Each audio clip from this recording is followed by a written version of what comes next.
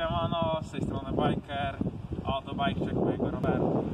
Rower ogólnie jest to Aufor Aganga Ninja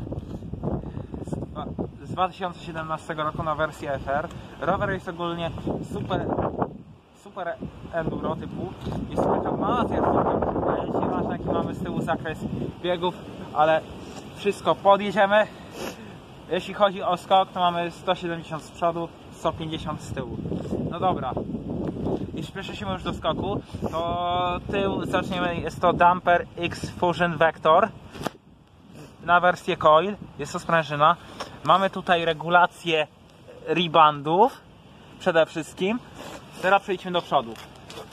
Przód to jest RST Storm 170 mm amortyzator, bardzo dobry amortyzator. Mamy tutaj regulację reboundów, jak widać amortyzator jest bardzo dobry, nie ma co na niego narzekać. Jeśli chodzi o kontakt moich dłoni z kierownicą, są to gripy Aufor, bardzo dobre, polecam.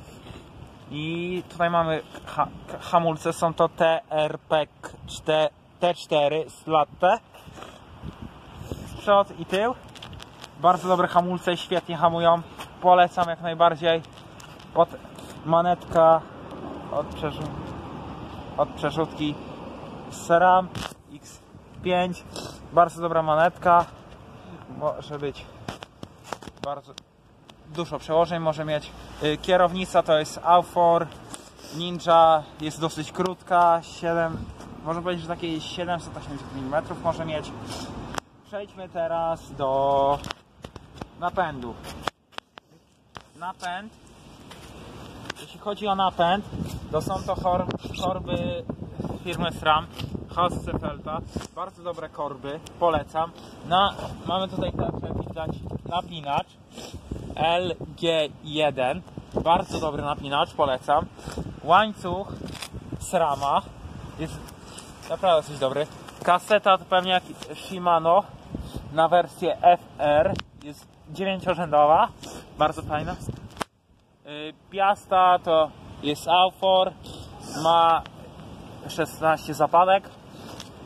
Mamy tutaj przerzutkę SRAM X7, bardzo dobra przerzutka przede wszystkim. Może przejdźmy do pedałów teraz. Pedały są to, nie wiem, ale bardzo dobre pedały platformy, polecam, da się jeździć. Teraz przejdźmy do siodła. Siodło to jest Aufor, nie wiem co tu pisze, nie mogę przeczytać, ale mam tutaj wlepę NS Bikes, bardzo fajna. Przejdźmy teraz do tarczy. Co? Tarcze to są 180, bardzo dobre. Przejdźmy teraz do opon. Opony, jeśli chodzi o opony, to są Maxxis High Roller 2, bardzo dobre opony, szczególnie. Jeśli chodzi o obręcze, to tutaj mamy obręcz Aufora, są to 26 cali. Z przodu mamy obręcz Dartmoor Rider, też jest 26. Ogólnie jeśli chodzi o rower polecam, wszystko seryjne, tylko oprócz przedniego koła.